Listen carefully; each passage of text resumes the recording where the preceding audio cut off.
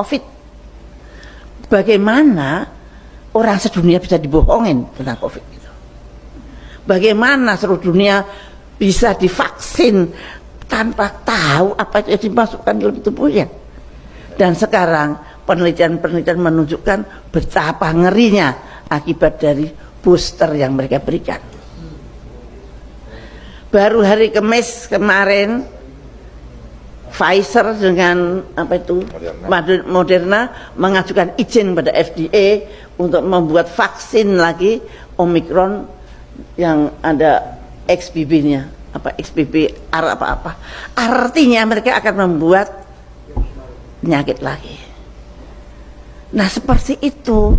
Kalau kita terus seperti ini, kapan kita mau selamat? Bapak-bapak, kita harus berhenti untuk bersangka baik tata cara di negara ini. Kita harus mencari jalan dengan cerdas, mencari jalan keluar dengan cerdas. Kalau menurut saya, ya harus ada revolusi konstitusi tanpa ampun. Nggak bisa lagi dengan 2002.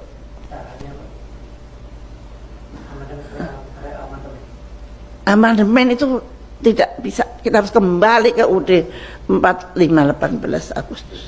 Itu yang perlu dipikirkan. Yang itu yang harus kita janganlah kita nanti BPJS kita betulkan, nggak akan bisa betul. Lahirnya sudah tidak betul. Dan itu proksi. BPJS itu bukan untuk kesehatan rakyat, tapi untuk mengumpulkan dana dari rakyat kecil yang akhirnya dibawa oleh pemodal. Bapak-bapak kan nggak tahu kalau uang BPJS yang masuk ke bank itu di bawah OJK. Dan dari bawah OJK orang-orang tertentu pinjam, apa dikembalikan apa tidak tahu. Nah, bayangkan saja, saya itu betul-betul untung saya berjuang bukan karena saya supaya dikenal atau apa, enggak, saya berjuang karena Allah. Karena saya menjadi Menteri Kesehatan juga karena Allah. Saya bukan orang partai, bukan orang apa-apa, tiba-tiba disuruh jadi menteri dalam 2 jam. Nah, saya menolak berkali-kali tapi dipaksa oleh Pak SBY yang selama ini tidak pernah saya kenal. Nah, saya menganggap itu dari Tuhan. Maka saya tidak pernah berani keluar dari koridor yang Tuhan atur. Nah, itu bayangkan saja, saya ini melawan WHO. Saya menyetop flu burung. Flu burung itu yang bikin flu burung sama yang bikin COVID sama. Bahkan flu burung itu lebih ganas. Dalam 1 hari, 2 hari meninggal. Dan kemudian saya tahu bahwa WHO bohong. Saya membuktikannya dengan riset sendiri. Profesor-profesor saya kumpulkan, buktikan bahwa ini. Mereka mengatakan human to human transmission. Saya mengatakan tidak, ini buktinya virus saya tidak mempunyai reseptor human to human. Mereka mundur. Mereka mengatakan bahwa orang itu mati karena ketularan ayam yang mati. Saya membuktikan ayam yang mati dan orang yang mati tidak ada hubungannya. Virus yang ada di ayam tidak akan mengganggu orang. Mereka mundur. Maka kalau bapak-bapak lihat grafiknya flu burung itu begini tuh, tidak begini kayak COVID. Begitu hilang. Mereka saya kalahkan dengan politik transparansi. Begitu hebatnya keberhasilan itu di luar. Dan saya tahu bahwa ada sesuatu yang berbahaya di negeri saya, yaitu Namru. Namru saya tutup, Pak. Dan saya baru tahu kira-kira 5 bulan yang lalu bahwa saya satu-satunya orang di dunia yang berani nutup laboratorium biologi Amerika di negaranya. Mestinya pemerintah belajar ketika ada. Tapi ternyata saya malah masuk penjara. Padahal saya tidak menyerang pemerintah loh. Saya menyerang penjajah. Tapi saya di penjara. Dengan tentu saja dengan caranya, dengan fitnah, dengan apa. Saya di penjara 4 tahun, Pak. Tapi ya nggak apa-apa. Saya berpikir barangkali tidak ada yang mau mengerjakan pekerjaan itu kalau saya tidak di penjara. Betapa ngerinya kalau Namru itu masih ada dan kemudian ada COVID, kita lebih parah dari Wuhan. Tapi rakyat nggak tahu kalau itu saya selamatkan. Saya sampai sembunyi-sembunyi, saya sampai diselamatkan oleh BIN, diberi pengawal, sniper segala macam, karena waktu itu saya sangat berbahaya. Dan artinya saya menaruh nyawa saya untuk bangsa dan negara saya. Nah itu, tapi saya di penjara, artinya ada apa ini negara saya?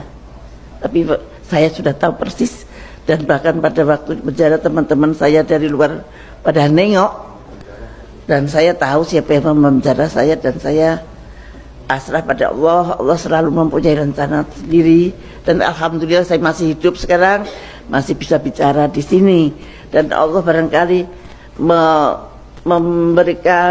tularkan itu semangat. Amin. Kedaulatan itu, tularkan itu semangat yang tidak takut dengan siapapun. Dan tolong jangan percaya non sewu Bapak ekonom. Izin Pak ekonom. Bapak buat Pak izin Pak. Nuwun sewu, aku baru mau ngomong sebenarnya. Pak Nuwun sewu, angka-angka itu saya dari dulu tidak pernah percaya.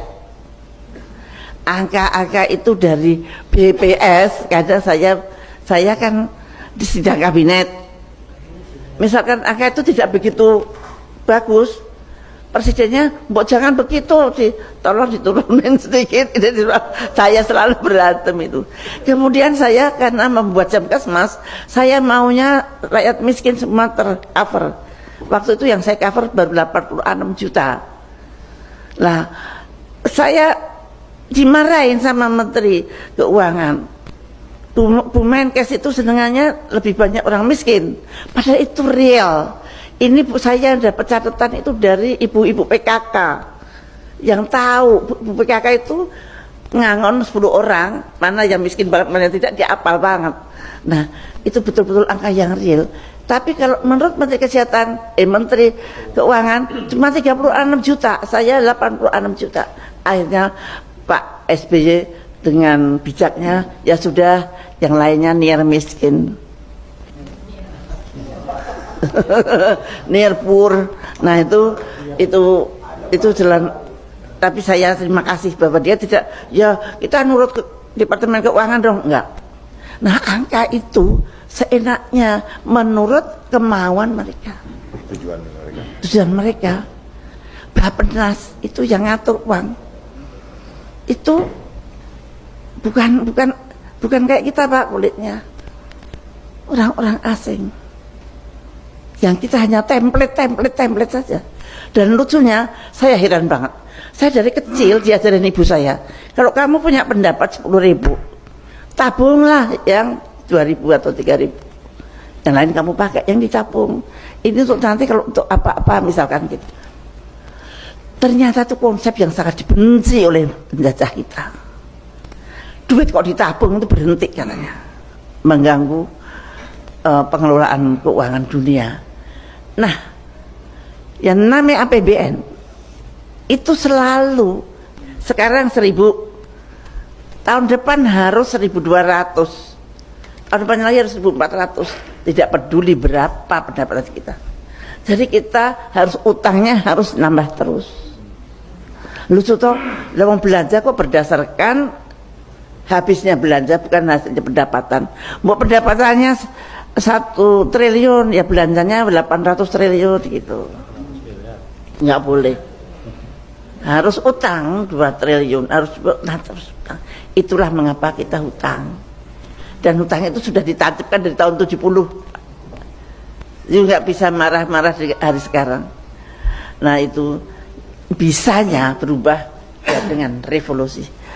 Karena tanpa revolusi kita tidak mengejar antara perubahan dan bukan perubahan. Sekarang banyak sekali perubahan, ada presiden yang ini yang perubahan, apa benar dia tahu apa yang harus dirubah? Dia nggak tahu. Siapa tahu? Karena yang tahu pasti tidak akan bisa